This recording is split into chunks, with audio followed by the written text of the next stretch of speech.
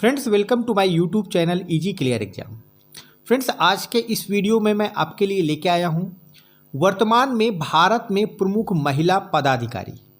Current affairs 2025 के लिए बहुत ही महत्वपूर्ण टॉपिक है। कॉम्पिटिटिव एग्जाम्स के लिए वेरी मोस्ट इंपॉर्टेंट टॉपिक है। दोस्तों, इस वीडियो में मैं आपको भारत में वर्तमान में जितनी भी महत्वपूर्ण पदों पर महिला पदाधिकारी हैं उनसे संबंधित महत्वपूर्ण जानकारी देने वाला हूं। प्रत्येक पद के बारे में महत्वपूर्ण पॉइंट्स मैं आपको बताऊंगा जो कि प्रतियोगी परीक्षाओं के लिए बहुत ही महत्वपूर्ण हो सकते हैं। तो दोस्तों, शुरू करते हैं। और पहला जो महत्वपूर्ण महिला पदाधिकारी हैं भारत की, वह है श्रीमती द्रौपदी मुर्मू। फ्रेंड्स, वर्तमान में भारत की राष्ट्रपति हैं और राष्ट्रपति के बारे में कुछ महत्वपूर्ण जानकारी, जैसे कि भारत के राष्ट्रपति का जो कार्यकाल है वह 5 वर्ष होता है।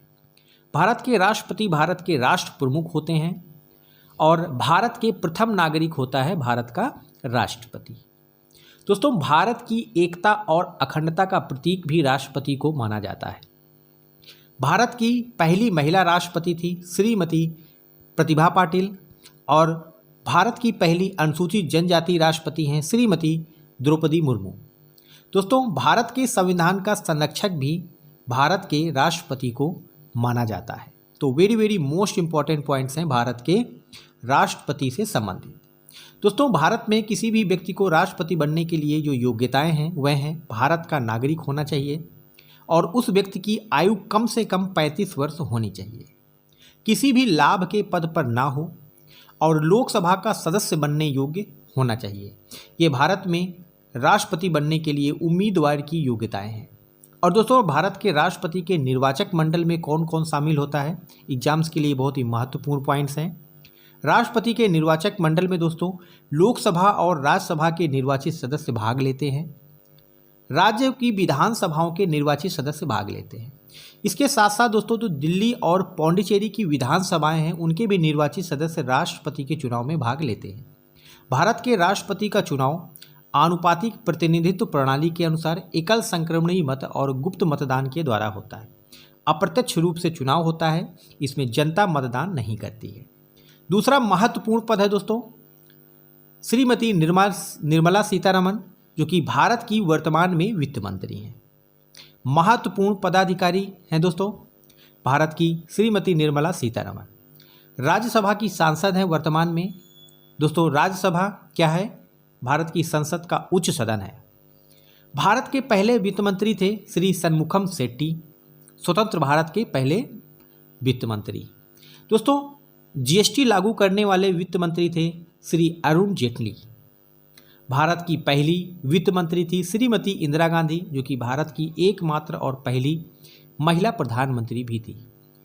दोस्तों, भारत में वित्त मंत्री के द्वारा प्रतिवर्ष बजट प्रस्तुत किया जाता है और जो वित्त मंत्री होते हैं वही वस्तु एवं सेवा परिषद यानी जीएसटी काउंसिल का अध्यक्ष होता है। भारत के एकमात्र ऐसे व्यक्ति जो आरबीआई के गवर्नर, वित्त मंत्री और प्रधानमंत्री रहे श्री डॉक्टर मनमोहन सिंह, जिनका हाल ही में निधन हो गया। अगले महत्वपूर्ण पदाधिकारी हैं सुश्री ममता बनर्जी, वर्तमान में पश्चिम बंगाल की मुख्यमंत्री हैं, chief minister of West Bengal. दोस्तों, पश्चिम बंगाल की राजधानी है कोलकाता। मुख्यमंत्री की नियुक्ति जो है वो राज्यपाल के द्वारा की जाती है। दोस्तों, मुख्यमंत्री बनने के लिए योग्यता क्या है? विधानसभा में बहुमत दल का नेता होना चाहिए। राज्यपाल राज्यों का संवैधानिक प्रमुख होता है। मुख्यमंत्री बनने के लिए किसी भी व्यक्ति को कम से कम 25 वर्ष की आयु होना आवश्यक है। दोस्तों, भारत की पहली महिला मुख्यमंत्री थी सुचेता कृपलानी, जो कि स्वतंत्र भारत की पहली महिला मुख्यमंत्री किस राज्य के लिए बनी थी? उत्तर प्रदेश राज्य के लिए। मुख्यमंत्री राज्य सरकार का वास्तविक प्रमुख होता है और राज्य का संवैधानिक प्रमुख होता है राज्यपाल और वास्तविक सरकार का प्रमुख होता है मुख्यमंत्री। अगली महत्वपूर्ण पदाधिकारी हैं श्रीमती प्रीत सूदन, जो कि वर्तमान में भारत की केंद्रीय भर्ती एजेंसी संघ लोक सेवा आयोग की अध्यक्ष है।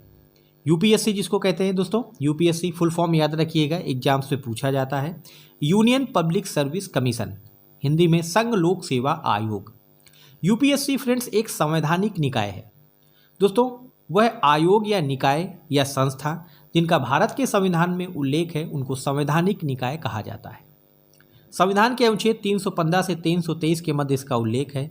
यूपीएससी के अध्यक्ष की नियुक्ति राष्ट्रपति करते हैं और कोई भी व्यक्ति दोस्तों यूपीएससी के अध्यक्ष के पद पर रह सकता है 65 वर्ष की आयु तक या 6 वर्ष के कार्यकाल तक। दोस्तों, श्रीमती विजया किशोर रहाटकर वर्तमान में राष्ट्रीय महिला आयोग की अध्यक्ष हैं। नेशनल कमीशन फॉर वुमेन, यह एक वैधानिक आयोग है, यानी संसद में अधिनियम पारित करके इस आयोग की स्थापना हुई है। राष्ट्रीय महिला आयोग की स्थापना 1992 में हुई थी और उसकी पहली अध्यक्ष थी श्रीमती जयंती पटनायक।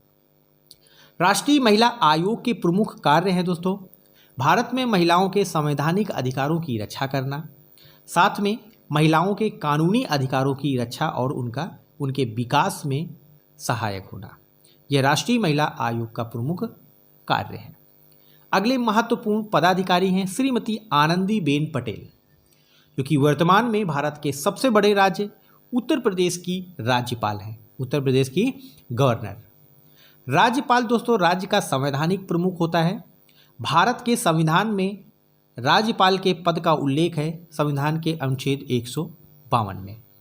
अनुच्छेद 152 के अनुसार प्रत्येक राज्य के लिए एक राज्यपाल होगा और एक राज्यपाल की नहीं 2 राज्यों का भी राज्यपाल नियुक्त किया जा सकता है।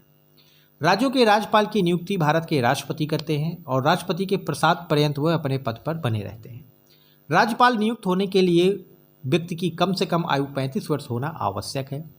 राज्यपाल राज्य में मुख्यमंत्री की नियुक्ति करता है और उसको शपथ भी दिलाता है। राज्यपाल केंद्र सरकार और राज्य सरकार के मध्य कड़ी का काम करता है। राज्यपाल की सलाह पर ही भारत के राष्ट्रपति राज्यों में आपातकाल यानी कि राष्ट्रपति शासन लगा सकते हैं। अगली महत्वपूर्ण पदाधिकारी हैं श्रीमती रवनीत कौर, जो कि वर्तमान में भारतीय प्रतिस्पर्धा आयोग की अध्यक्ष है, जिसको सीसीआई यानी कंपटीशन कमीशन ऑफ इंडिया कहते हैं। इसका फुल फॉर्म याद रखिएगा। इसकी स्थापना 14 अक्टूबर 2003 को हुई थी। इसके पहले अध्यक्ष थे श्री धर्मेंद्र कुमार।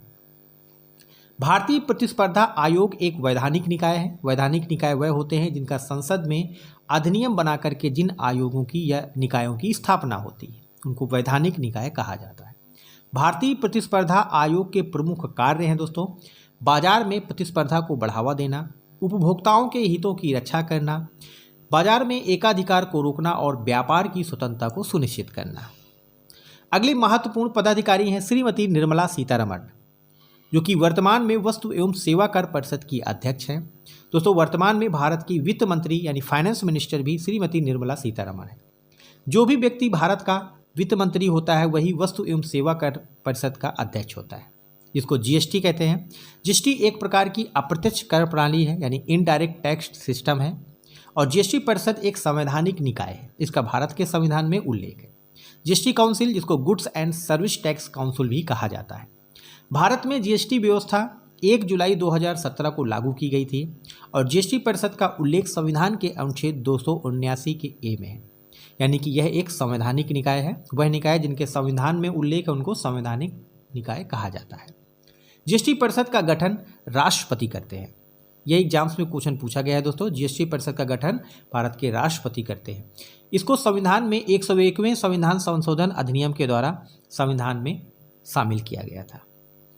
अगला महत्वपूर्ण पद है श्रीमती अन्नपूर्णा देवी, जो कि वर्तमान में भारत की महिला एवं बाल विकास मंत्री हैं। वर्तमान में लोकसभा की सदस्य हैं। इनकी नियुक्ति राष्ट्रपति के द्वारा की गई है। दोस्तों, भारत में के केंद्रीय जितने भी मंत्री होते हैं प्रधानमंत्री की सलाह पर उनकी नियुक्ति भारत के राष्ट्रपति के द्वारा की जाती है।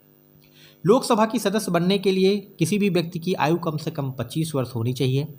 यह जो मंत्रालय है महिला एवं बाल विकास मंत्रालय पहले मानव संसाधन विकास मंत्रालय के अधीन आता था, लेकिन इसे स्वतंत्र मंत्रालय के रूप में 2006 में स्थापित किया गया। श्रीमती सावित्री ठाकुर महिला एवं बाल विकास राज्य मंत्री हैं और पहली महिला एवं बाल विकास मंत्री थी श्रीमती रेणुका चौधरी। तो फ्रेंड्स, भारत में प्रमुख महिला पदाधिकारियों से संबंधित बहुत ही महत्वपूर्ण ये पॉइंट्स मैंने आपको बताए हैं डिटेल में। एग्जाम से में कई बार भारत की वर्तमान में जितनी भी प्रमुख महिला पदाधिकारी हैं उनसे संबंधित क्वेश्चन पूछे जाने की संभावना है और करंट अफेयर 2025 के रूप में इसे कॉम्पिटिटिव एग्जाम्स के लिए वेरी मोस्ट इम्पॉर्टेंट टॉपिक है। दोस्तों इसको आप रिपीट करके देख लीजिए, very very most important topic.